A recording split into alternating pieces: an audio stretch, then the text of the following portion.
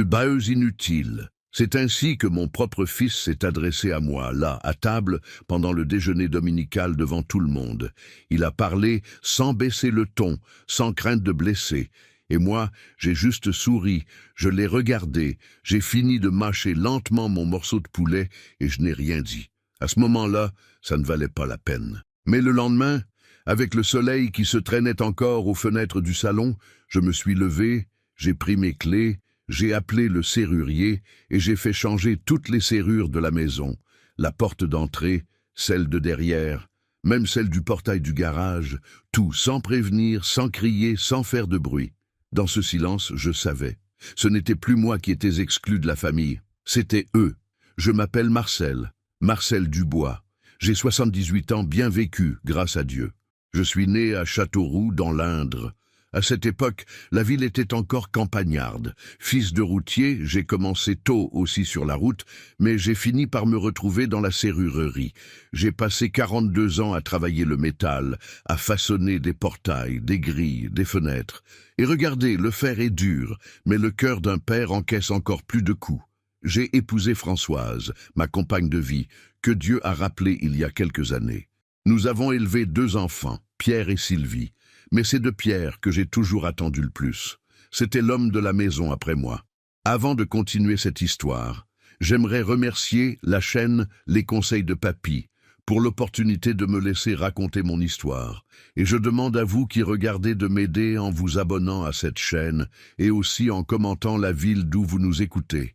Chaque jour, il y a une nouvelle histoire. Donc comme je le disais, ce dimanche-là, tout semblait normal. Pierre est venu avec sa femme et les enfants. La table était pleine. Des rires ici, des conversations là. Sylvie n'est pas venue parce qu'elle habite loin, mais la maison était bruyante, comme toujours. J'ai toujours aimé les déjeuners comme ça. J'ai toujours tenu à maintenir cette tradition. Et c'est au milieu de la conversation, entre une gorgée de vin et une autre, que Pierre a lâché « Ah, papa, vous ne comprenez plus rien à ça maintenant, hein ? Aujourd'hui, ce n'est plus comme avant. Vous êtes déjà vieux, un peu inutile pour ces choses-là. » Il a dit ça en riant. Mais ceux qui me connaissent savent qu'il y a des rires qui coupent plus qu'un couteau bien aiguisé. Sa femme l'a regardé du coin de l'œil comme pour l'avertir. Pourquoi dire ça? Mais il n'a même pas fait attention. Les petits-enfants ont continué à manger. Ils n'ont même pas remarqué. Je l'ai regardé. Et regardé. Je ne suis pas du genre à faire un scandale. Je ne l'ai jamais été. J'ai respiré profondément, j'ai mâché mon riz, j'ai ajusté ma chaise, j'ai essuyé ma bouche avec la serviette et j'ai dit très simplement « Oui, tu as peut-être raison, Pierre. C'est tout, rien de plus. » Je n'ai pas disputé, je n'ai pas frappé la table, je n'ai pas élevé la voix, mais à l'intérieur de moi, quelque chose s'est définitivement brisé. J'ai réalisé à ce moment-là que je pouvais bien être appelé vieux inutile. Mais celui qui cessait de valoriser qui j'étais, qui j'avais été, ce n'était pas moi, c'était lui, c'était ma famille. J'ai fini de manger, j'ai aidé à débarrasser les assiettes, et l'après-midi, je suis allé à ma chaise berçante sur la terrasse. Vous savez, cette chaise en bois qu'on fait soi-même? J'ai construit la mienne il y a des années, quand j'avais encore la force dans les bras. Je suis resté assis là jusqu'à ce que le soleil disparaisse derrière les collines, réfléchissant, parce que la tête d'un vieux ne s'arrête jamais, n'est-ce pas? On dirait qu'on oublie les choses, mais au fond, les mots continuent de résonner. Vieux inutile. Je me souvenais de quand il était petit, Pierre, et que je devais le porter dans mes bras parce qu'il tombait et s'écorchait les genoux. C'est moi qui lui apprenais à planter un clou quand il n'avait pas encore assez de force pour tenir le marteau correctement. Et maintenant? Maintenant, c'est ce que j'entendais. Cette nuit-là, je n'ai pas bien dormi. Je me suis levé, je suis allé à la cuisine, j'ai pris un café noir fort, même si c'était le milieu de la nuit. Je suis resté là à regarder les clés accrochées au mur et j'ai eu une révélation. J'ai pensé, pourquoi est-ce que je laisse les choses comme ça? Pourquoi est-ce que je continue à faire le déjeuner, à laisser la porte ouverte, à recevoir tout le monde ici comme si c'était mon obligation? La vérité, c'est que la maison était à moi, l'acte de propriété, le portail, même le terrain que mon père m'avait laissé, tout était à mon nom. Et lui qui entrait et sortait toujours, sans même dire bonjour parfois. Le lendemain, dès le premier chant du coq, j'étais debout. J'ai pris une douche, j'ai mis ma plus belle chemise, cette chemise bleue que Françoise disait toujours qu'elle m'allait bien. J'ai pris les clés et je suis sorti. Je suis allé chez le serrurier de la rue d'en bas. Le gars me connaissait déjà. Monsieur Marcel, toujours ponctuel, toujours poli. J'ai demandé sans détour. Je veux changer toutes les serrures de ma maison, mon garçon. Aujourd'hui même. Il a eu l'air un peu surpris, il a demandé si tout allait bien. J'ai dit que oui, c'était juste l'heure de faire ce qu'il fallait faire. Avant midi, toutes les portes avaient de nouvelles serrures, et j'étais en paix. Pas par vengeance, ce n'était pas ça. C'était juste pour remettre les choses à leur place, pour rappeler que même vieux, même avec les cheveux blancs, j'avais encore ma valeur, que c'était moi qui commandais ici. J'ai passé l'après-midi assis sur la même terrasse, mais cette fois, en tenant le trousseau de clés neuves dans ma main. Et là, dans ce balancement, regardant le soleil, encore une fois, mais avec un autre état d'esprit, j'ai pensé, on va voir qui va frapper à la porte maintenant. Et regardez, ce même fin d'après-midi, j'ai entendu des pas sur le trottoir. Je n'ai pas eu besoin de me lever, je suis juste resté là à me balancer doucement, écoutant, attendant, parce que celui qui sait écouter sait aussi quand il faut parler. Au début, personne n'a remarqué, ni dans le groupe familial WhatsApp, ni dans les coups de téléphone qui n'arrivaient jamais. 2, 3 jours ont passé après ce maudit déjeuner, et le silence était absolu. J'ai continué ma routine de la même façon. Je me levais tôt, je m'occupais des plantes dans le parterre devant, je balayais la cour, je nettoyais la terrasse. La seule différence, c'est que maintenant je verrouillais tout. À chaque fois que j'entrais, je tournais la clé calmement, comme quelqu'un qui scelle un territoire qui avait été trop vulnérable pendant trop longtemps. Et au fond, même sans que personne ne me demande rien, je savais que tôt ou tard quelqu'un allait apparaître, parce que les gens qui s'habituent à avoir accès à votre vie sans demander la permission finissent par s'étonner de trouver le portail fermé. C'est le jeudi, presque à midi, que j'ai entendu un bruit au portail, un coup rapide, impatient. Je me suis levé lentement, je suis allé à la fenêtre latérale du salon et j'ai regardé. C'était lui, Pierre, mon fils, avec une casquette, une chemise avec les manches retroussées et la tête de quelqu'un qui ne comprenait pas ce qui se passait.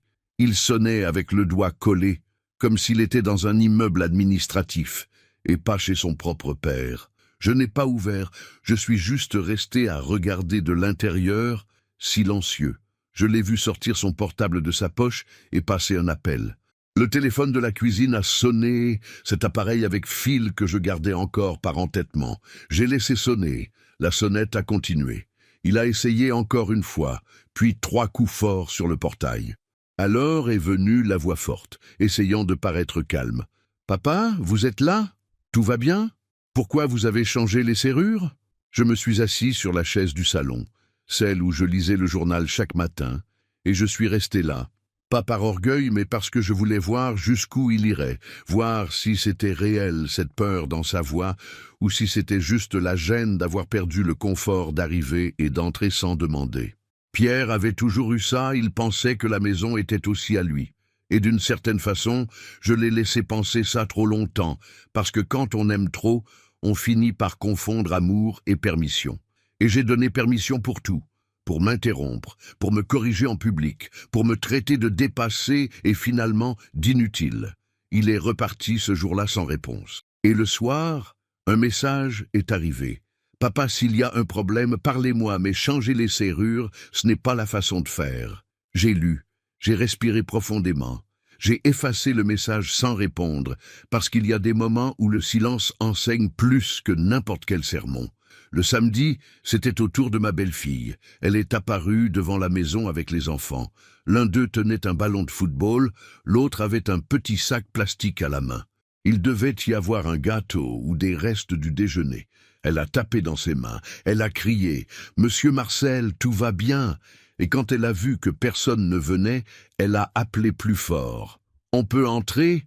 J'ai regardé par la fente du rideau et ça m'a fait mal de voir les petits-enfants là, sans rien comprendre. Mais c'était nécessaire, parce que si j'ouvrais juste à cause d'eux, tout redeviendrait normal. Et je ne voulais plus du normal, je voulais du respect. Et ce n'était pas facile, non, parce que le cœur d'un grand-père n'est pas de pierre. J'ai vu le plus petit, Thomas, s'asseoir par terre sur le trottoir et commencer à pleurer doucement, et ça m'a déchiré à l'intérieur.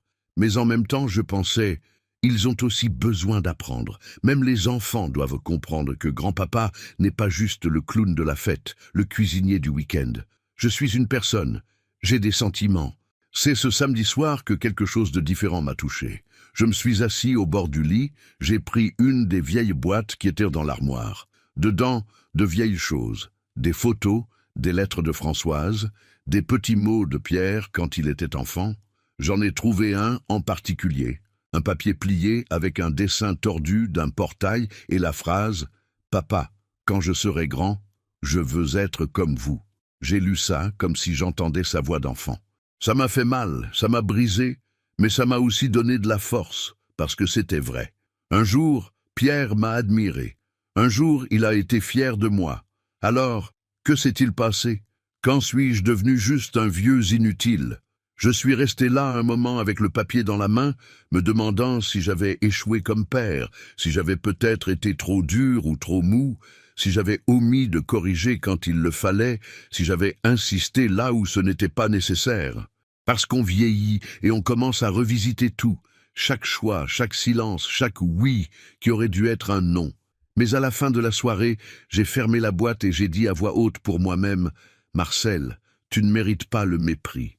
Et celui qui t'a donné un amour véritable ne t'a jamais traité avec dédain. » Le dimanche, j'ai décidé d'aller à l'église du quartier.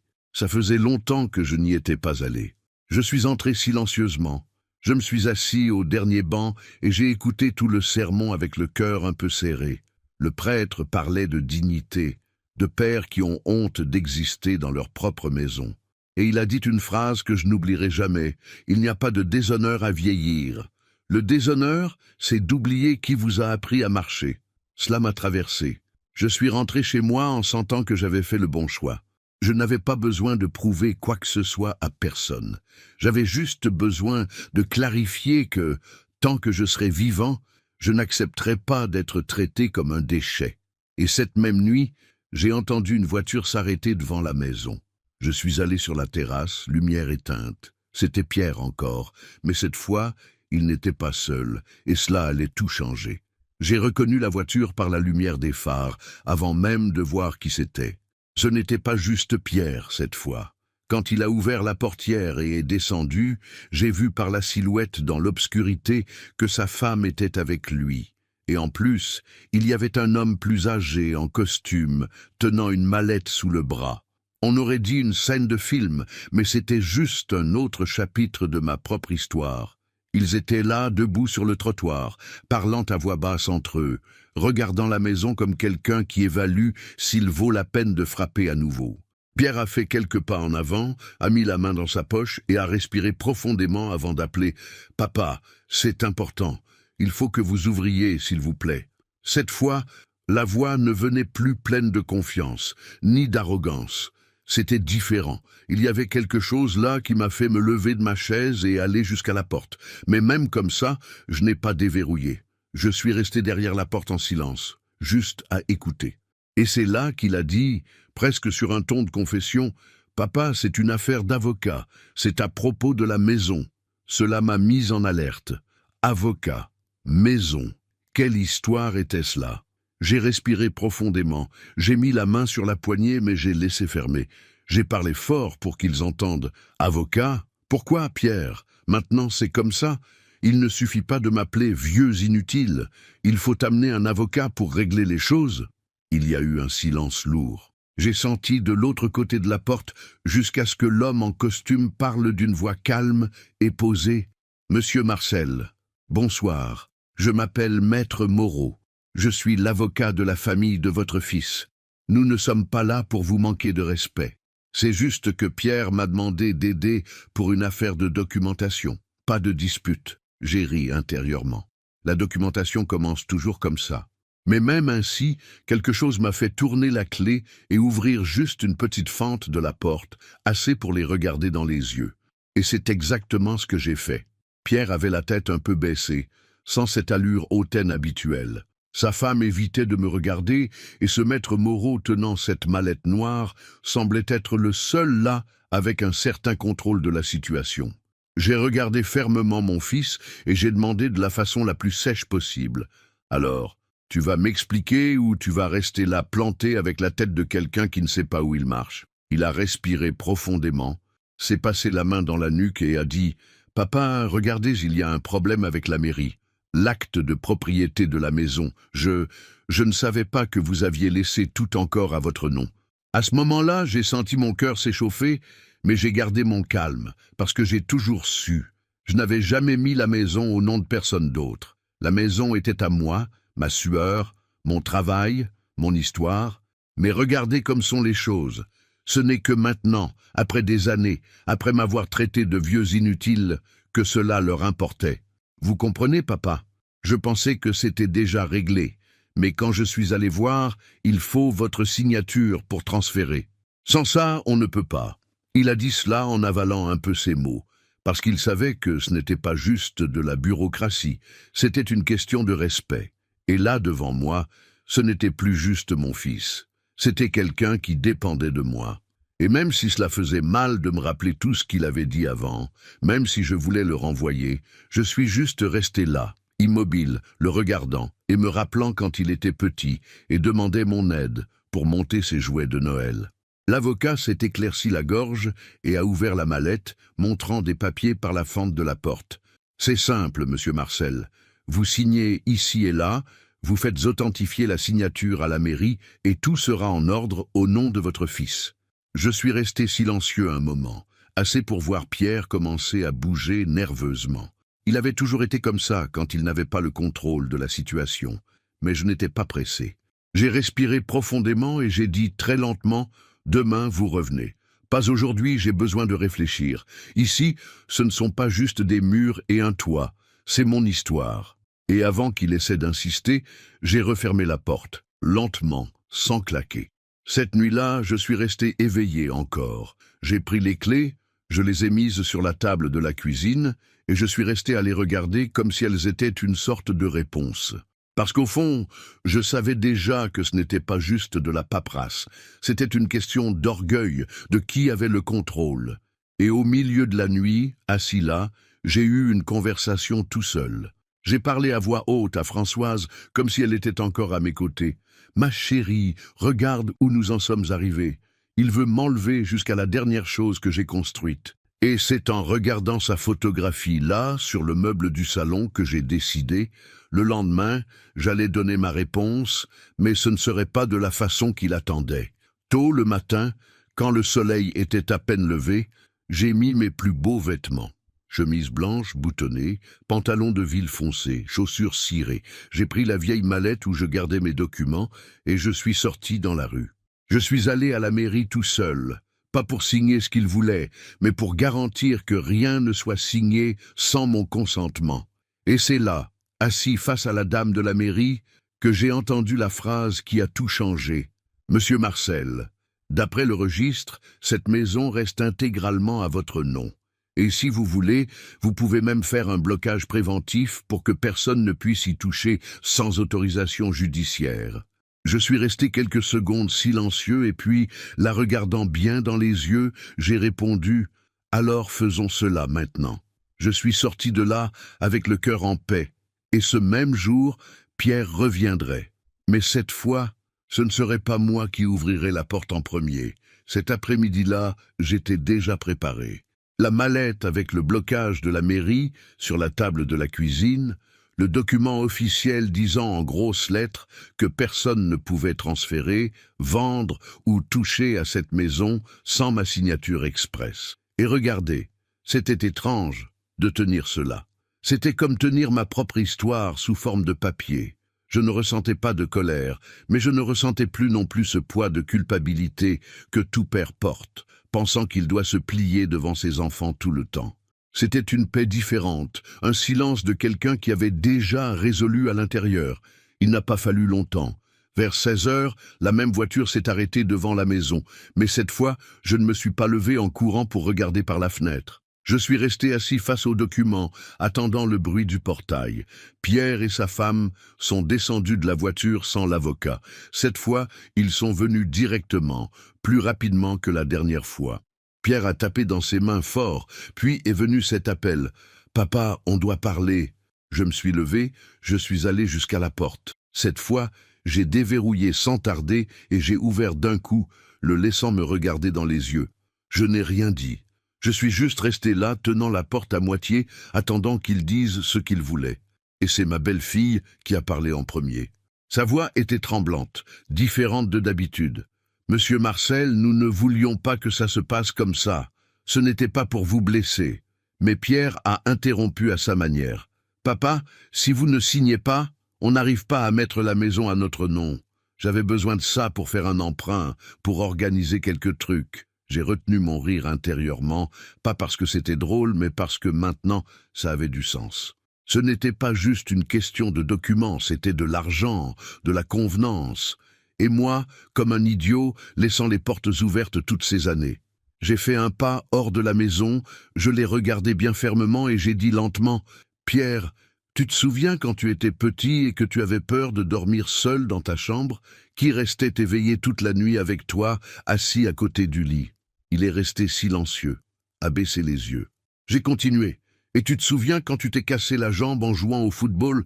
Qui t'a porté dans ses bras jusqu'à l'hôpital? Qui a vendu la seule bonne montre qu'il avait pour payer le plâtre ?» Sa femme avait déjà les yeux pleins de larmes. Pierre n'arrivait même pas à me regarder correctement, mais je n'étais pas là pour faire du spectacle. Je disais juste ce qui devait être dit. Je suis allé jusqu'à la table de la cuisine, j'ai pris la mallette avec le document et je suis revenu à la porte. Je l'ai ouverte bien pour qu'il voie. Je lui ai montré le tampon, les signatures. Tout était parfait. Et j'ai dit, « Ceci dit que personne ne met la main sur cette maison sans mon autorisation. » Et tu veux savoir? Je n'autoriserai rien, parce qu'après avoir entendu de ta bouche que je suis un vieux inutile, j'ai compris que ce n'est pas le rôle d'un père de laisser sa propre dignité entre les mains de ses enfants. Il est resté immobile.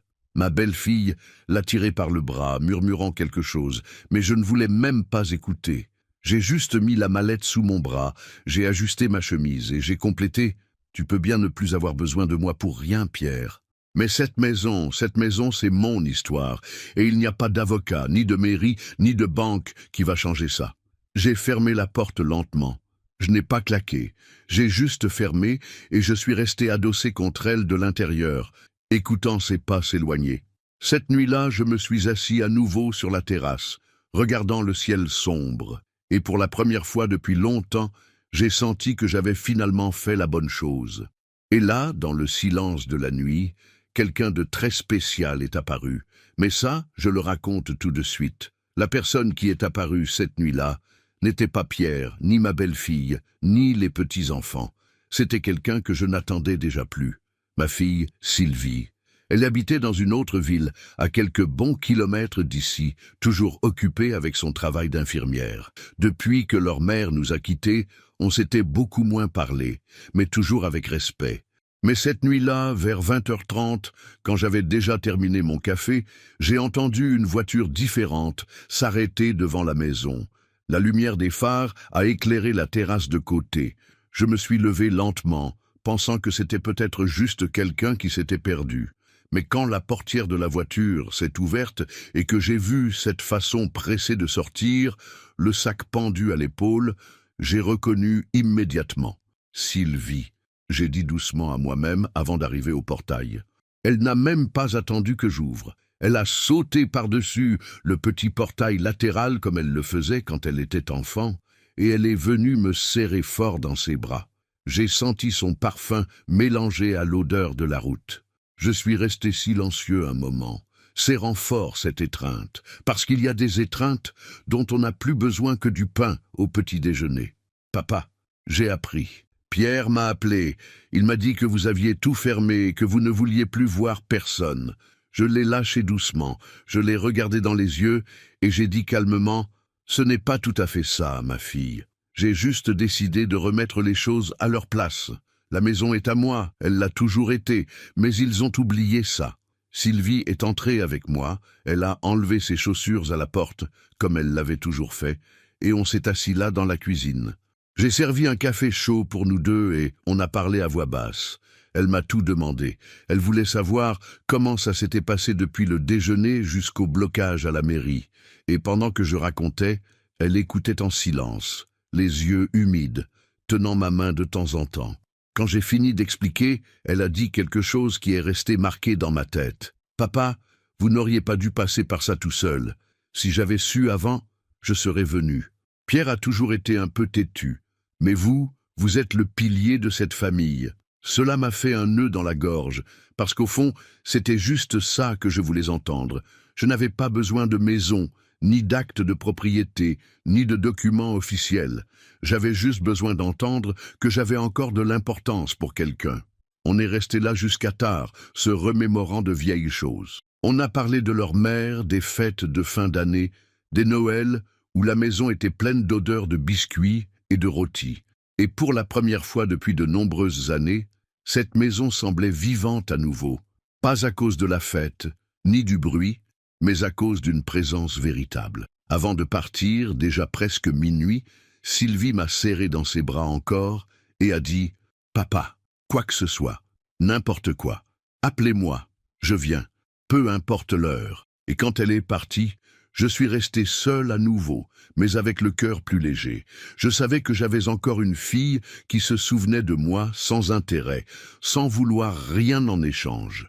Mais le lendemain matin, le téléphone sonnerait à nouveau. Et cette fois, ce serait Pierre lui-même, mais son ton ne serait plus le même. Le lendemain matin, le téléphone fixe de la cuisine a sonné avec ce son ancien, un peu métallique, qui semble déjà porter le poids de l'âge avec lui. J'étais là en train de balayer la cour, écoutant le chant des oiseaux quand je l'ai entendu. J'ai marché lentement jusqu'à l'appareil. J'ai séché ma main sur le torchon et j'ai répondu. « Allô ?» De l'autre côté, sa voix. « Papa, c'est moi, Pierre. » Mais cette fois, elle n'est pas venue rude, ni pressée, ni avec ce ton de quelqu'un qui donne des ordres. Elle est venue basse, presque fatiguée, comme quelqu'un qui avait passé la nuit à réfléchir. « Il fallait que je vous parle. J'ai pensé à tout. » Il a commencé lentement, un peu étranglé. Je suis resté silencieux, attendant qu'il continue. « J'ai eu tort, papa. J'ai dit des choses que je n'aurais pas dû dire. Ce truc au déjeuner, ce vieux inutile. Je ne sais même pas pourquoi j'ai dit ça. Il a fallu un moment pour que je réponde, parce que des mots comme ça, on les écoute avec attention. Mais au fond, même si ça faisait mal, je m'étais déjà préparé à entendre ça un jour. Pierre, les mots ne reviennent pas, mais on choisit ce qu'on en fait. » Il a respiré profondément de l'autre côté de la ligne. « Je ne veux plus de la maison, papa. Je n'en ai pas besoin. Je voulais juste vous demander pardon, vraiment. » Et c'est cette partie qui m'a touché, parce que ce n'était pas demandé à cause de l'argent, ni à cause de l'acte de propriété. C'était vraiment demandé par quelqu'un qui reconnaissait qu'il avait eu tort. Et moi, qui me suis toujours cru trop fort pour pleurer pour des choses comme ça, j'ai senti mes yeux devenir humides, là, dans la cuisine, tenant le téléphone contre mon oreille. « D'accord, Pierre, mais ce ne sont pas des excuses qui changent tout d'un coup. On a besoin de respect. De vérité, pas seulement quand ça arrange. » Il a acquiescé doucement. « Je sais, papa, je sais. » On est resté là quelques secondes en silence. Juste le bruit de la ligne, ce bourdonnement de fond, comme si c'était l'écho de toutes les conversations qu'on n'a jamais eues correctement. Jusqu'à ce qu'il parle à nouveau. « Je peux passer cet après-midi, juste pour vous voir, sans papier, sans avocat, juste pour prendre un café. » J'ai regardé par la fenêtre. Le ciel bleu dégagé, la chaise berçante qui m'attendait sur la terrasse, et j'ai pensé tout seul. Peut-être que c'était le moment de rouvrir la porte, mais différemment cette fois. Pas parce que quelqu'un l'attendait de moi, mais parce que je le voulais. « Tu peux venir, Pierre, la porte sera ouverte, mais entre avec respect et viens avec le cœur en paix. » Il a eu un rire étouffé, un peu gêné. « D'accord, papa. À cet après-midi alors. » J'ai raccroché lentement. J'ai remis le téléphone sur son support et je suis resté là un moment, pensant à tout, depuis ce premier déjeuner jusqu'à maintenant. Et c'est là que j'ai réalisé, la plus grande serrure que j'avais changée n'était pas celle de la maison, c'était celle de mon propre cœur. Et cet après-midi-là, Pierre viendrait. Mais avant qu'il arrive, je devais faire une dernière chose. une chose que je n'avais pas faite depuis de nombreuses années et qui était peut-être la clé pour finir cette histoire correctement. Avant même que Pierre arrive, dans ce début d'après-midi de dimanche, je m'étais assis seul dans la cuisine et j'étais resté là un moment juste à regarder dans le vide, respirant lentement. Je savais qu'il viendrait parce qu'il l'avait dit au téléphone, mais plus que ça, je le sentais. Je sentais que cette fois, ce n'était pas juste des paroles en l'air, mais même ainsi, à l'intérieur de moi, il y avait un mélange de sentiments difficiles à expliquer. Une partie voulait ouvrir la porte pour de bon, une autre partie ne voulait plus jamais l'ouvrir. Et c'est dans ces moments-là qu'on se rend compte que le plus difficile dans la vie, ce n'est pas de pardonner aux autres, c'est de se pardonner à soi-même, d'avoir laissé les choses arriver à ce point. C'est là que j'ai décidé de faire un geste simple, mais qui avait beaucoup de signification pour moi. Je suis allé jusqu'à la chambre du fond, j'ai ouvert cette vieille armoire en bois verni qui restait toujours fermée à clé. Et là-dedans, tout au fond, il y avait une bouteille de café spécial gardée depuis des années. Ce n'était pas du café acheté au supermarché, c'était de celui que je grillais moi-même autrefois, grain moulu sur le moment, chose que j'avais apprise avec mon père. Françoise disait toujours que ce café ne pouvait être servi que dans les moments importants. J'ai pris la bouteille, j'ai nettoyé la poussière avec soin, comme si je passais la main sur un souvenir, et je suis allé à la cuisine tout préparé en silence, chaque mouvement fait lentement, comme un rituel. Pendant que le café bouillait, je suis resté à la fenêtre, regardant la rue vide. Le vent faisait bouger les feuilles du tilleul devant, et le soleil frappait d'une façon qui faisait de l'ombre dans la cuisine. Je pensais à combien d'années avaient passé depuis la première fois que Pierre était entré en courant par cette porte, petit, pieds nus, avec les genoux écorchés, demandant à être pris dans les bras. Et maintenant c'était un homme fait, tête baissée, voulant arranger les choses d'une autre façon. Mais est-ce qu'il comprenait vraiment ce qui était en jeu là? Ce n'était pas juste la maison, ni le portail, ni l'acte de propriété. C'était la mémoire. C'était l'histoire, c'était le respect d'un père qui avait tout donné de lui. Quand il a été 3 heures pile à l'horloge murale, j'ai entendu la voiture se garer. Je ne me suis pas levé avec empressement. J'ai tenu à garder le même pas calme. Pierre est descendu de la voiture seul, sans sa femme, sans papier, sans avocat. Il portait une chemise simple bleu clair, les manches retroussées sur les avant-bras, comme quelqu'un qui sort d'une journée difficile de travail. Et sur son visage, il n'y avait pas cette expression arrogante des autres jours, c'était autre chose. On aurait dit un grand garçon qui revenait demander pardon à son père.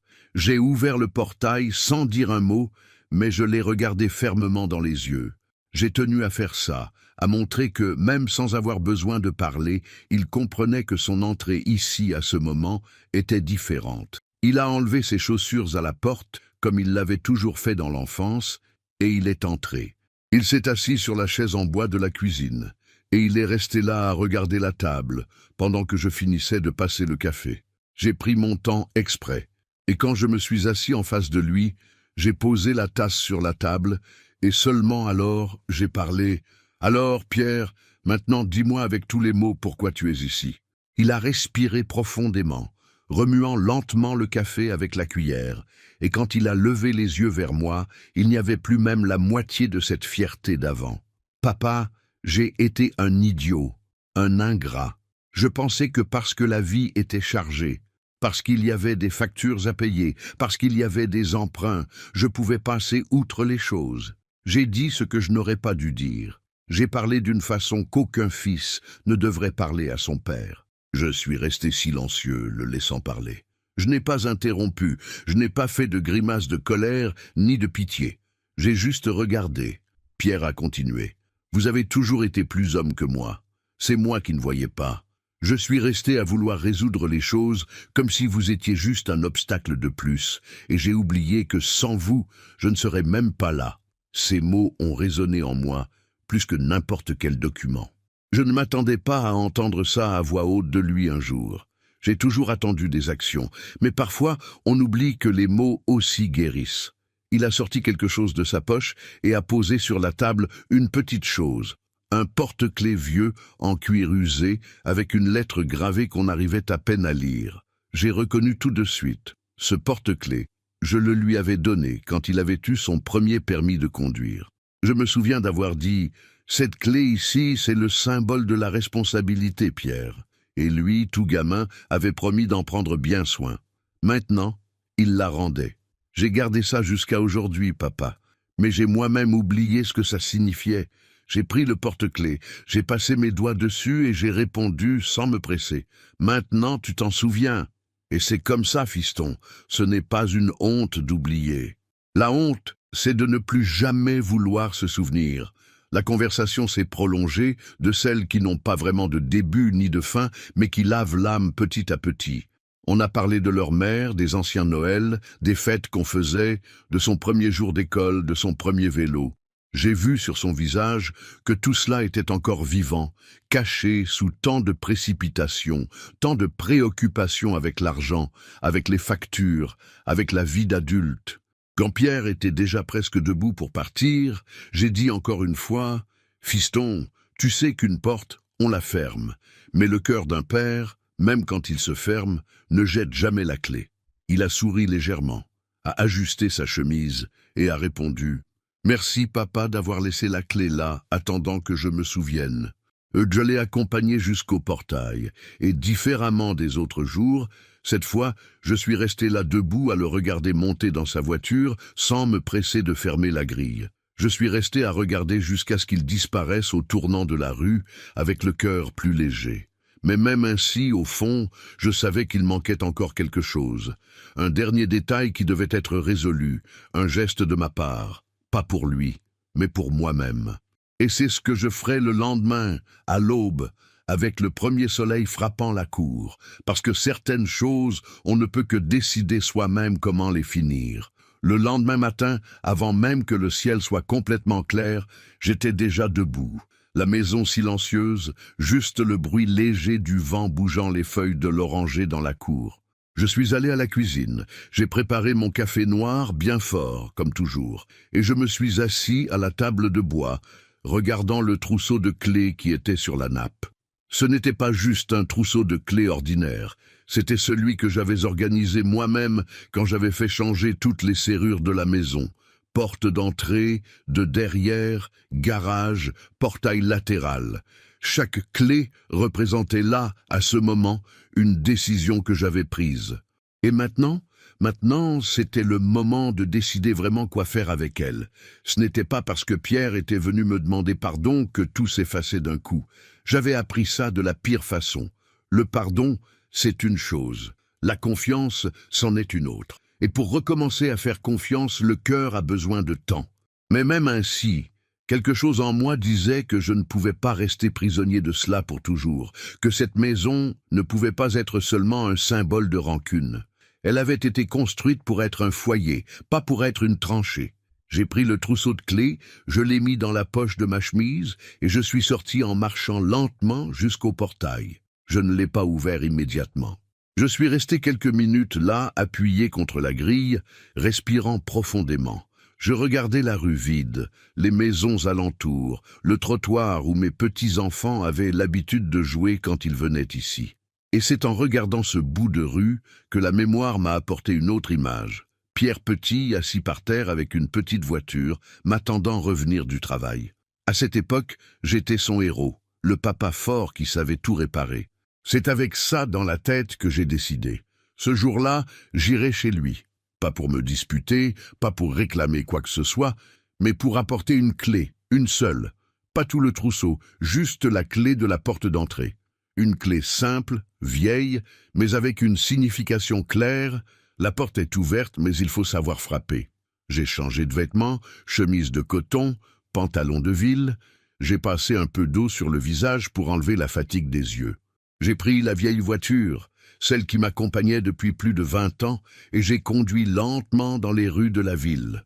La radio éteinte, juste le moteur qui ronronnait doucement, et la tête pleine de pensées, mais sans angoisse. Je n'allais pas faire du spectacle, j'allais parce que je voulais terminer ça correctement. En arrivant là-bas, j'ai garé la voiture devant sa maison. C'était une grande maison, bien arrangée, avec un garage couvert, un jardin taillé. Rien de comparable à la simplicité de la mienne. Mais à l'intérieur, je savais. Parfois, il manque des choses qui ne s'achètent pas. Je suis descendu de la voiture lentement. J'ai marché jusqu'au portail et j'ai appuyé sur la sonnette. Je n'ai pas eu besoin d'attendre longtemps. Pierre lui-même est venu ouvrir. Quand il m'a vu là, il est resté immobile, surpris. Il ne s'y attendait pas. J'ai remarqué ça dans sa façon de tenir la poignée sans savoir s'il ouvrait ou non. « Papa !» Il a dit juste ça. J'ai levé la main lentement et je lui ai montré la clé sans mots. Je la lui ai tendue, le regardant dans les yeux. Et c'est là, dans cet échange de regards, qu'il a compris. Je n'avais pas besoin de dire que c'était la clé de la maison. Il savait. Il savait que je ne rendais pas le droit d'entrer à n'importe quelle heure, mais que si un jour il voulait venir avec respect, avec calme, la porte n'était pas fermée complètement. Il a pris la clé avec ses 2 mains lentement, comme quelqu'un qui reçoit quelque chose de précieux. Et pour la première fois, j'ai vu sur son visage quelque chose que je n'avais pas vu depuis longtemps, de la gratitude sincère, sans intérêt derrière. On est resté là encore quelques minutes, échangeant peu de mots, pas de discours, pas de long embrassement. Parfois, c'est dans le silence qu'on résout les choses. J'ai pris congé, je suis retourné à la voiture et je suis reparti lentement, sentant dans ma poitrine un mélange de nostalgie et de soulagement. Quand je suis arrivé chez moi, je me suis assis à nouveau sur la terrasse avec la tasse de café à la main, regardant la cour. Et pour la première fois depuis longtemps, je n'ai pas senti ce poids dans le cœur. Mais c'est drôle, juste à cette fin d'après-midi, quand le soleil commençait déjà à descendre derrière les collines, la sonnette de ma maison a sonné. Et cette fois, ce n'était pas Pierre, c'était quelqu'un que je n'avais pas vu depuis beaucoup plus longtemps, quelqu'un que je n'aurais jamais imaginé revoir à cette porte. Quand j'ai entendu la sonnette sonner cet après-midi-là, ma première pensée a été « ça doit être Pierre encore ». Après tout ce qui s'était passé, après la conversation et la clé, il semblait naturel qu'il vienne essayer une nouvelle approche, ou peut-être amener les petits-enfants pour montrer qu'il voulait vraiment recommencer.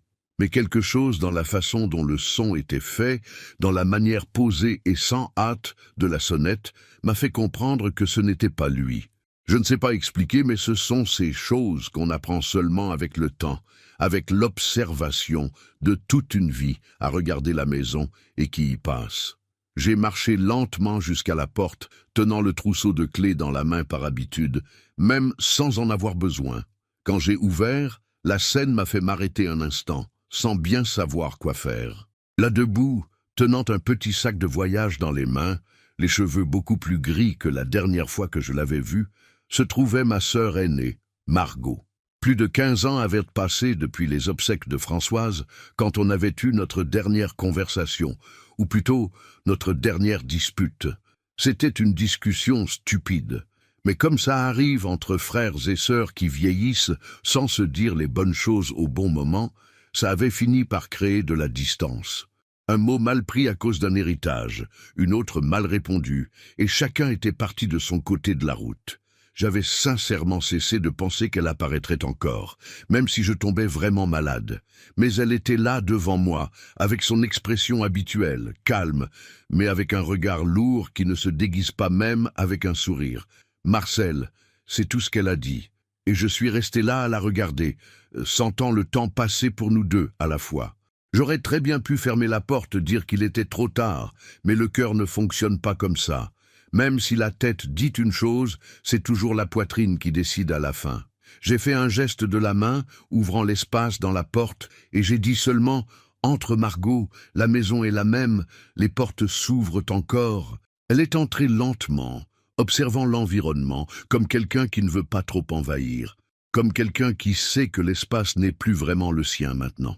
Elle s'est assise sur la chaise de bois de la cuisine, a ajusté le sac sur ses genoux et est restée là silencieuse, sans dire un mot pendant quelques minutes. J'ai servi le café déjà un peu froid, juste par respect de l'habitude. J'ai posé la tasse devant elle et je me suis assis sur ma chaise en face. C'est alors qu'elle a parlé, regardant autour, remuant lentement le café avec la cuillère, sans trop lever les yeux. « Ça fait longtemps, hein ?» J'ai acquiescé de la tête, sans sourire. « Trop longtemps !»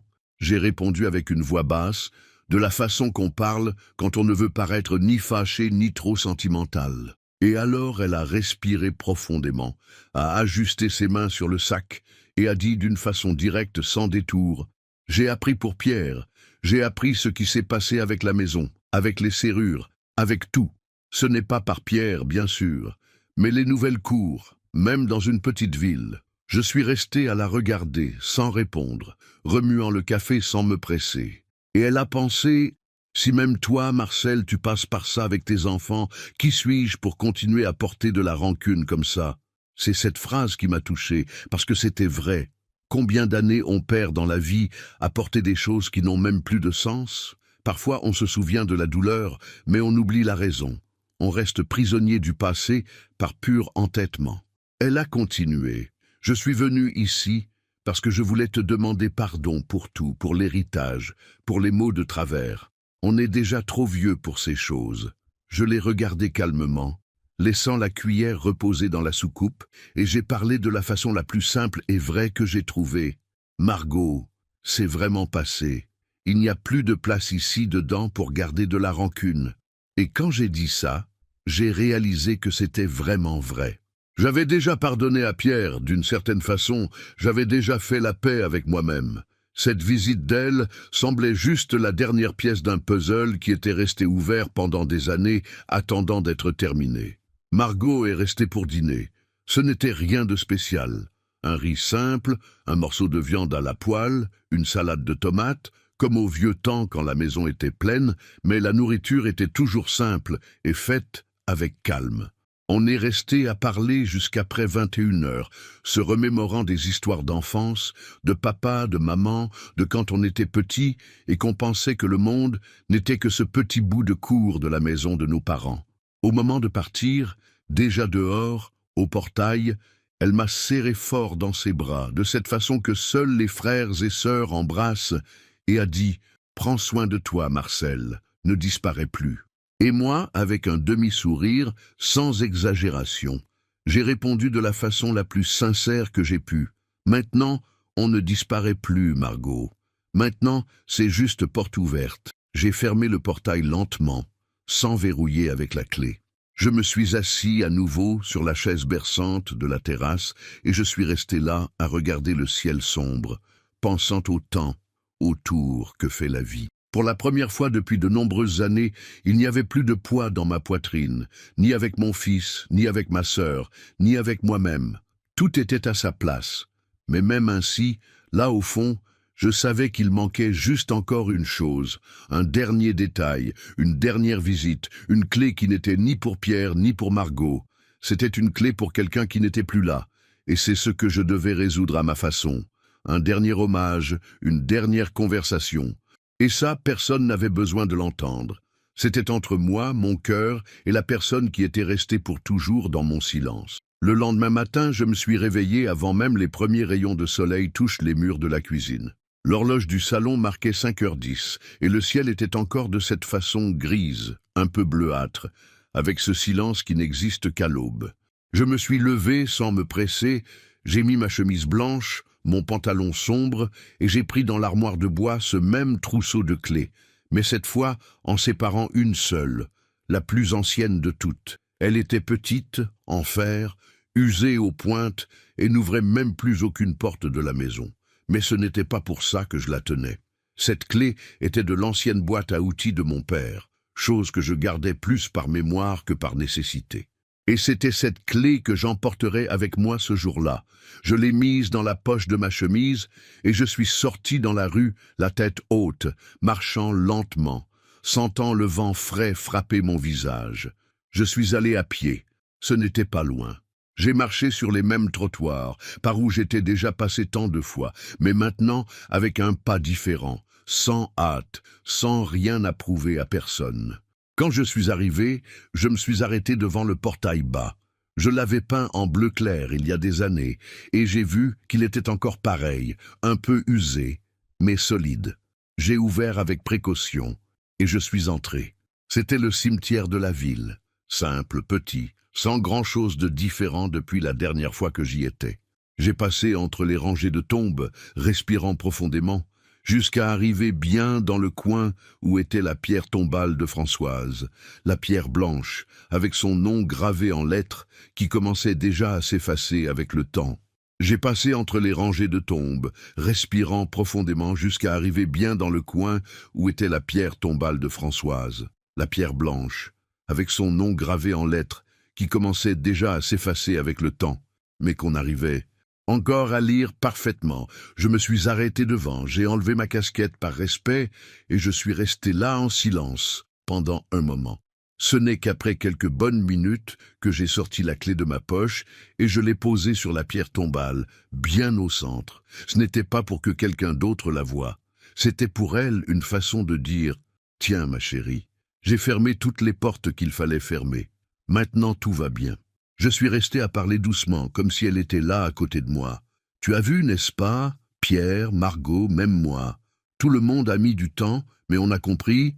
La maison reste debout, mais maintenant personne n'entre sans apprendre à frapper d'abord. Et moi, j'ai appris aussi. J'ai appris qu'il faut savoir quand fermer la porte et quand la rouvrir. » Le vent a soufflé fort juste au moment où j'ai dit ça, comme si c'était une réponse. Je suis resté encore un moment là, juste à écouter le son des feuilles qui bougeaient, sentant sa présence d'une façon qu'on ne peut expliquer à personne. Et quand le soleil est apparu derrière les arbres, j'ai pris congé à voix basse, j'ai remis ma casquette sur la tête et je suis parti en marchant par le même chemin de retour vers la maison. En arrivant chez moi, je me suis assis sur la terrasse dans la chaise berçante, regardant le portail ouvert. Cette fois, je n'ai pas tenu à me lever pour le fermer. Je suis juste resté là, sentant l'odeur de café venant de la cuisine, écoutant le bruit des oiseaux, pensant à tout ce qui s'était passé. Pierre, Margot, les clés, le silence, tout faisait partie de la même histoire. Une histoire qui avait commencé par la douleur, par des mots de travers, par une porte fermée, mais qui maintenant était en paix. Et si vous êtes arrivés jusqu'ici, je vous remercie de m'avoir écouté. Et j'aimerais aussi remercier la chaîne Les Conseils de Papy pour l'opportunité de me laisser raconter mon histoire. Et pour aider cette chaîne, abonnez-vous et partagez cette vidéo, parce que chaque jour, il y a une nouvelle histoire. Et qui sait si l'une d'elles ne ressemble pas aussi à la vôtre.